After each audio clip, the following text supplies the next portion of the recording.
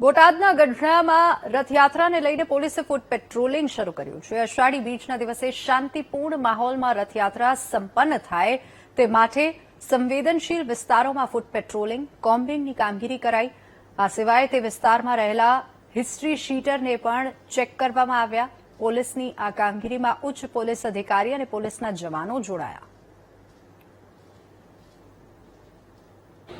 Gadhada police station વિસ્તારમાં આગામી જે રથયાત્રા નીકળનાર છે તે રથયાત્રાને ધ્યાને લઈ અને બોટાદ જિલ્લા પોલીસ અધિક્ષક સાહેબની સૂચના અને માર્ગદર્શન મુજબ આજે અહીં એક ફૂટ પેટ્રોલિંગનું આયોજન કરવામાં આવ્યું છે અને રૂટ માર્ચનું આયોજન કરવામાં આવ્યું છે, જેમાં સમગ્ર રથયાત્રા રૂટને આવરી લઈ અને ગઢડાના પોલીસ ઇન્સ્પેક્ટર શ્રી છે તેમના દ્વારા અને તેમના સ્ટાફ દ્વારા ખૂબ જ વ્યવસ્થિત આયોજન કરવામાં આવ્યું છે।